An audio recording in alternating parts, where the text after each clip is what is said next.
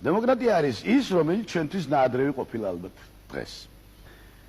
მე არ ვიცი რა არის დემოკრატია. დემოკრატიას რო ლაპარაკობენ დღეს მე უკვე მეშინია და ცოტა აღარ მომწონს ეს სიტყვა. მე და შეიცვალოს ეს დემოკრატია სხვა რაღაცით.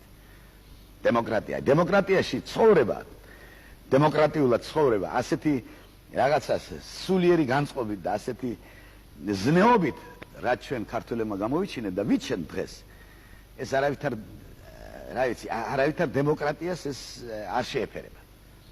მე მგონი ჩვენ ნაადრევად დავიწყეთ ამის ასე ვთქვათ, ამაზე ფიქრი, რომ ჩვენ დემოკრატიული სახელმწიფო უნდა შეგვექმნა და ჩვენ გვინდა მაპატიეთ, მაგრამ მათრახი გჭირდება. მათრახის გარეშე სამწუხაროდ ჩვენ ქართველი ხალხი ეთყობა ვერ ცხოვრობთ.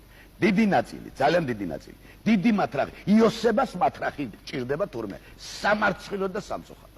სამარცხვინო, მე კი სულ სხვანაირად მეგონა. აი დემოკრატია, აი თავისუფლება, აი ჩვენ თავს მივხედავთ ახლა და აუ შევიკრებით, ძმები გავხდებით, ვინ კაცო, თუ რამე უჭირს, იქით მიუტანთ, კი არ წავართმეთ. და დავდგებით ყველანი და ვინ მოგვერეოდა ჩვენგანს? რამტერი მოგერევა რომ ერთიანი ხარ. ამ დემოკრატიამ დაგუბდება, ყველა დემოკრატიას ეფარება და დემოკრატია კი არა, უზრდელი ხდება უკვე, უზრდელი. მე რასაც უყურებ მაღალ სფეროებში და დაბალ სფეროებში, ისეთი ლაპარაკებია და ისეთი მანერით არის, უზრდელების გამოფენაა ხოლმე ხანდახან. კი რა, ხალხი ხარ, კაცო, უფროსი ხალხი ხარ. სახელმწიფო მეთაურება დაგნიშნეს. გქონდეთ რაღაც დილობა, წესი, რიგი, ვიცოდეთ ვის ელაპარაკებით, უფროსი, უსროსი იცოდეთ რა.